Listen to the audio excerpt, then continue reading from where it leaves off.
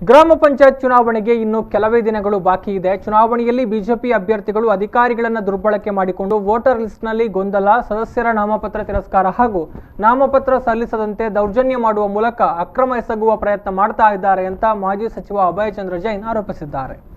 Moodbidri press ಕ್ಲಬ್ನಲ್ಲಿ ಸುದ್ದಿಗೋಷ್ಠಿ ನಡೆಸಿ ಮಾತನಾಡಿದರು. ಮೂಡುಶೆಡ್ಡೆ ಗ್ರಾಮ ಪಂಚಾಯತ್ ಚುನಾವಣೆಯಲ್ಲಿ ಪಂಚಾಯತ್ ಮಾಜಿ ಅಧ್ಯಕ್ಷ ಬಿಜೆಪಿ ಅಭ್ಯರ್ಥಿ ವಿರುದ್ಧ ನಾಮಪತ್ರ ಸಲ್ಲಿಸಿದ್ದ ಕಾಂಗ್ರೆಸ್ ಅಭ್ಯರ್ಥಿಯ ನಾಮಪತ್ರವನ್ನು ಪಂಚಾಯತ್ ಅಭಿವೃದ್ಧಿ ಅಧಿಕಾರಿ ರಾಜಕೀಯ ಒತ್ತಡಕ್ಕೆ ಒಳಗಾಗಿ ತಿರಸ್ಕರಿಸಿದ್ದಾರೆ.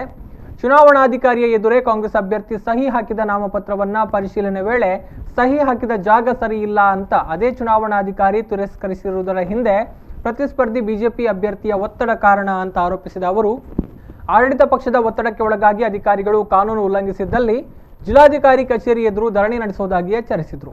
ಸುದ್ದಿಗೋಷ್ಠಿಯಲ್ಲಿ ಬ್ಲಾಕ್ ಕಾಂಗ್ರೆಸ್ ಅಧ್ಯಕ್ಷ ವೆಲೇರಿಯನ್ ಸಿಕ್ವೇರಾ ಜೊತೆಗಿದ್ದರು. ಕೆಲವು ಸದಸ್ಯರ ನಾಮಪತ್ರಗಳನ್ನು ತಿರಸ್ಕರಿಸುವ ಹಾಗೆ ಮಾಡಿ, ಕೆಲವು ಸದಸ್ಯರ ನಾಮಪತ್ರ ಹಾಕದ ಹಾಗೆ ಮಾಡಿ ದೌರ್ಜನ್ಯ ಆಗ್ತಾ ಇದೆ.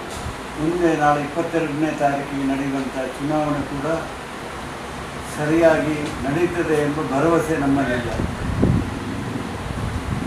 ಒಂದು ಕಡೆಯಿಂದ ವೋಟರ್ ಲಿಸ್ಟ್ನಲ್ಲಿ ಕೂಡ ಗೊಂದಲ